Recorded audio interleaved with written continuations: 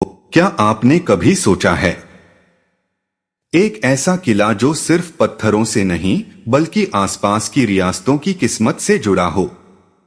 असीरगढ़, जहां से मालवा, खंडेश और दक्कन की राजनीति तय होती थी, जहां से गुजरने वाला हर काफिला, हर सेना, हर बादशाह इस किले की इजाजत का मोहताज था।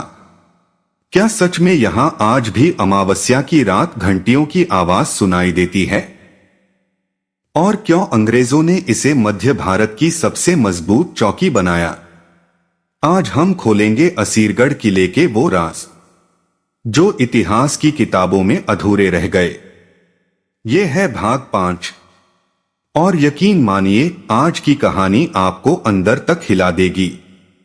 असीरगढ़ किले की कथा का भाग 5 जब अपने अंतिम विस्तार की ओर बढ़ता है, तब यह स्पष्ट हो जाता है कि इस दुर्ग को समझना केवल उसकी दीवारों को देख लेना नहीं, बल्कि उसके आसपास की रियासतों, व्यापारिक मार्गों, सांस्कृतिक प्रभावों और राजनीतिक संघर्षों को एक साथ समझना है।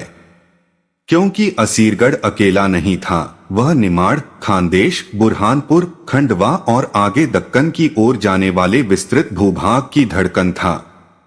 खानदेश की फारूकी सल्तनत के समय यह शक्ति का केंद्र बना, तो बुरहानपुर मुगल शासन में प्रशासनिक राजधानी के रूप में उभरा और दोनों के बीच का संबंध असीरगढ़ की सामरिक छाया में ही विकसित हुआ।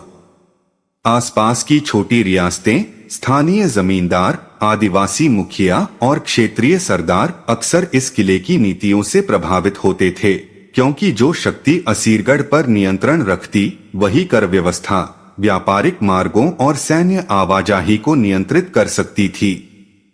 दक्कन की ओर जाने वाला मार्ग यहीं से सुरक्षित माना जाता था, इसलिए इसे दक्कन की चाबी कहा गया। और यह उपाधि केवल शब्द नहीं, बल्कि उस समय की राजनीतिक सच्चाई थी।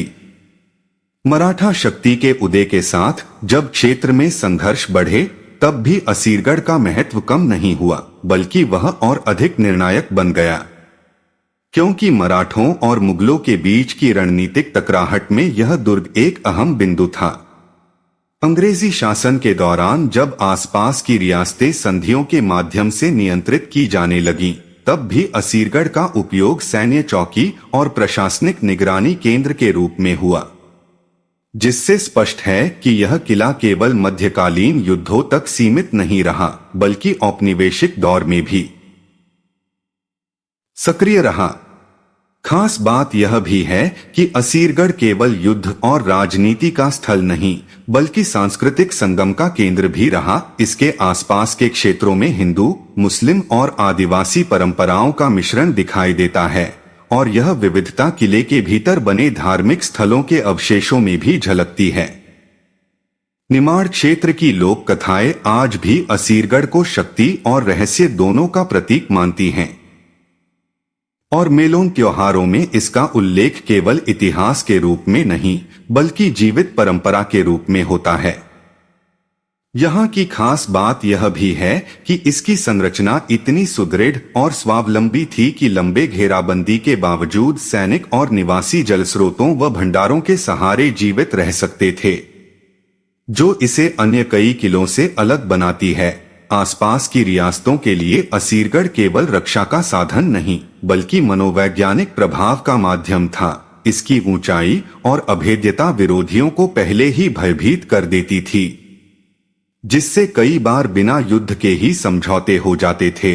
भाग 5 में यह भी स्पष्ट होता है कि असीरगढ़ का महत्व केवल अतीत में नहीं, बल्कि आज भी क्षेत्रीय पहचान का हिस्सा है, क्योंकि बुरहानपुर और निमाड़ की ऐतिहासिक छवि इस किले के बिना अधूरी है। अंततः असीरगढ़ की सबसे बड़ी खासियत यही है कि वह एक साथ कई भूमिकाएं निभाता रहा, सामरिक दुर्ग, राजनीतिक केंद्र, सांस्कृतिक संगम और लोकविश्वास का प्रतीक, और यही बहुआयामी स्वरूप उसे साधारण किलों से अलग बनाता है। इस प्रकार भाग 5 हमें यह समझाता है कि असीरगढ़ को केवल खंडहर के रूप में नहीं, बल्कि एक जीवित ऐतिहासिक विरासत के रूप में देखना चाहिए, जिसने आसपास की रियासतों के उत्थान पतन, संघर्ष और सहअस्तित्व को अपनी आंखों से देखा और उन्हें अपनी दीवारों में समेट लिया। और शायद यही कारण है कि सदियों बाद भी यह किला निमाड़ और खानदेश के इतिहास में केंद्रीय स्थान बनाए हुए है। असीरगढ़ का किला केवल एक दुर्ग नहीं था, बल्कि आसपास की रियासतों के लिए शक्ति, रणनीति और भय का केंद्र था। इसकी ऊंचाई और भौगोलिक स्थिति ने इसे उत्तर और दक्षिण भारत के बीच एक द्वार बना दिया था। जो भी शासक दक्कन की ओर बढ़ना चाहता, उसे असीरगढ़ की पहाड़ी को पार करना ही पड़ता। यही कारण था कि खंडेश की फारूकी सल्तनत, मालवा के सुल्तान, मुगल बादशाह और बाद में मराठा सरदार, सभी की नजर इस किले पर टिकी रहती थी। कहा जाता है कि खंडेश के शासकों ने इसे अपनी सबसे सुरक्षित राजधानी माना, क्योंकि यहां से वे आसपास की छोटी रियासतों पर नजर रख सकते थे। बुरहानपुर, जो पास ही स्थित था, व्यापार और संस्कृति का प्रमुख केंद्र था और असीरगढ़ उसकी सुरक्षा ढाल। अगर बुरहानपुर दिल था, तो असीरगढ़ उसकी ढाल और तलवार दोनों था। मालवा की ओर से आने वाले आक्रमणों का पहला सामना इसी किले को करना पड़ता था। इतिहास बताता है कि कई बार घेराबंदी महीनों तक चली, पर किला टूट नहीं पाया। उसकी दीवारें इतनी मजबूत थीं कि तोपों के गोले भी कई बार बेअसर हो जाते थे। आसपास की छोटी रियासतें जैसे धार, मांडू और खंडवा क्षेत्र अक्सर असीरगढ़ की राजनीतिक हलचलों से प्रभावित होती थीं। जब यहां सत्ता बदलती, तो उसका असर दूर दूर तक दिखाई देता। व्यापारिक रास्ते बदल जाते, सैनिक चौकियां बदल जाती और वफादारियां भी बदल जाती। एक खास बात यह भी कही जाती है कि असीरगढ़ के भीतर 3 स्तरों पर सुरक्षा व्यवस्था थी: निचला किला, मध्य भाग और सबसे ऊपर का मुख्य दुर्ग। यह संरचना उसे लगभग अभेद्य बनाती थी। पानी के लिए विशाल कुंड और बावड़ियां थीं, जिनमें साल भर पानी रहता था। इसलिए लंबे समय तक घेराबंदी के बाद भी किले के भीतर के सैनिक आत्मसमर्पण नहीं करते थे। यही कारण था कि मुगल सम्राट अकबर को भी इसे जीतने में विशेष रणनीति अपनानी पड़ी। सीधे युद्ध से अधिक कूटनीति और समय का सहारा लेना पड़ा। आसपास की रियासतों में यह धारणा भी प्रचलित थी कि जो असीरगढ़ पर राज करेगा, वही क्षेत्र का असली शासक कहलाएगा। मराठा काल में भी इस किले की सामरिक महत्ता बनी रही। अंग्रेजों ने जब इसे अपने नियंत्रण में लिया, तो उन्होंने यहां सैनिक छावनी स्थापित की ताकि मध्य भारत और दक्कन पर नजर रखी जा सके। इस तरह असीरगढ़ हर युग में सत्ता के खेल का केंद्रीय मोहरा बना रहा। लेकिन इतिहास के साथ साथ यहां लोक कथाएं भी जीवित रहीं। आसपास के गांवों में आज भी बुजुर्ग बताते हैं कि किले के खंडहरों में रात के समय अजीब सी खामोशी छा जाती है। कभी कभी दूर से घोड़ों की टापों की आवाज सुनाई देती है, जैसे कोई अदृश्य सेना अब भी पहरा दे रही हो। कुछ लोग कहते हैं कि यह उन सैनिकों की आत्माएं हैं जिन्होंने किले की रक्षा करते हुए अपने प्राण न्योछावर कर दिए। चाहे यह कल्पना हो या सच्चाई, पर इन कहानियों ने असीरगढ़ को केवल ऐतिहासिक नहीं, बल्कि रहस्यमय भी बना दिया है। असीरगढ़ की एक और खासियत उसकी स्थापत्य कला है। यहां हिंदू और इस्लामी वास्तुकला का अद्भुत संगम देखने को मिलता है। मंदिरों के अवशेष, मस्जिदों के ढांचे और प्राचीन शिलालेख इस बात के साक्षी हैं कि यह किला केवल युद्ध का स्थल नहीं था, बल्कि सांस्कृतिक मेलजोल का भी प्रतीक था। समय के साथ राज बदले, धर्म बदले, पर पत्थरों ने सब कुछ अपने भीतर संजो कर रखा। आज जब कोई पर्यटक असीरगढ़ की ऊंचाइयों पर खड़ा होकर नीचे फैले मैदानों को देखता है, तो उसे एहसास होता है कि क्यों यह किला सदियों तक सत्ता का केंद्र बना रहा। यहाँ की हवा में इतिहास की गूंज है और खामोशी में छिपी हैं अनगिनत कहानियां। आसपास की रियासतों का उत्थान पतन, युद्ध और संधियां, वीरता और विश्वासघात, सब कुछ इस किले की दीवारों ने देखा है। असीरगढ़ की कहानी तब और गहरी हो जाती है जब हम उसके आसपास की छोटी छोटी रियासतों और जागीरों की राजनीति को समझते हैं। खंडेश की फारूकी सल्तनत ने जब इसे अपनी शक्ति का केंद्र बनाया, तब आसपास के इलाकों जैसे बुरहानपुर, अकोला और निमाड़ क्षेत्र में प्रशासनिक ढांचा मजबूत किया गया।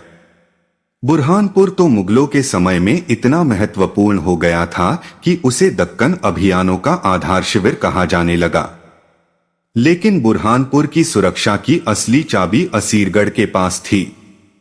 जब तक यह किला सुरक्षित था, तब तक नीचे की रियासतें भी अपेक्षाकृत सुरक्षित मानी जाती थीं। मालवा की रियासतों, विशेषकर मांडू और धार के साथ असीरगढ़ का संबंध केवल युद्ध का नहीं, बल्कि सांस्कृतिक और आर्थिक आदान प्रदान का भी था। व्यापारिक काफिले उत्तर भारत से कपड़ा, मसाले और कीमती सामान लेकर दक्कन की ओर जाते थे, और इस मार्ग की निगरानी असीरगढ़ करता था। इसलिए यहाँ केवल सैनिक ही नहीं, बल्कि व्यापारी और कारीगर भी आते जाते रहते थे। यह किला एक प्रकार से राजनीतिक चौकी होने के साथ साथ व्यापारिक द्वार भी था। मराठा काल में होलकर और सिंधिया जैसी शक्तियां जब उभर रही थीं, तब असीरगढ़ की स्थिति फिर निर्णायक हो गई। जिस रियासत के पास यह किला होता, उन्होंने यहां सैनिक छावनी बनाकर आसपास की गतिविधियों पर नजर रखी, ताकि कोई भी विद्रोह जल्दी न पनप सके। लेकिन इन राजनीतिक हलचलों के बीच कुछ ऐसी खास बातें भी हैं जो असीरगढ़ को अलग बनाती हैं। कहा जाता है कि किले के भीतर एक प्राचीन मंदिर था, जहां स्थानीय लोग आज भी श्रद्धा से जाते हैं। कुछ लोक कथाओं में यह भी उल्लेख मिलता है कि यहां रात के समय रहस्यमय रोशनी दिखाई देती है। गांव के बुजुर्ग बताते हैं कि अमावस्या की रातों में किले के ऊपरी हिस्से से हल्की सी घंटियों की आवाज सुनाई देती है, जैसे कोई अदृश्य पूजा अब भी चल रही हो। इतिहासकार इसे हवा और पत्थरों की गूंज बताते हैं, पर स्थानीय लोग इसे आस्था और रहस्य से जोड़ते हैं। एक और खास बात यह है कि असीरगढ़ का जल संग्रहण तंत्र अत्यंत उन्नत था। विशाल कुंड और बावड़ियां इस तरह बनाई गई थीं कि वर्षा का पानी महीनों तक संचित रहे। यही कारण था कि लंबी घेराबंदी के बाद भी किले के भीतर जीवन चलता रहता था। यह केवल स्थापत्य कौशल नहीं, बल्कि दूरदर्शिता का प्रतीक था। आसपास की कई छोटी रियासतों ने भी इसी प्रकार के जल संग्रहण मॉडल अपनाने की कोशिश की। समय के साथ जब रियासतों का अस्तित्व समाप्त हुआ और भारत स्वतंत्र हुआ, तब असीरगढ़ का राजनीतिक महत्व कम हो गया, लेकिन उसकी ऐतिहासिक और सांस्कृतिक पहचान बनी रही।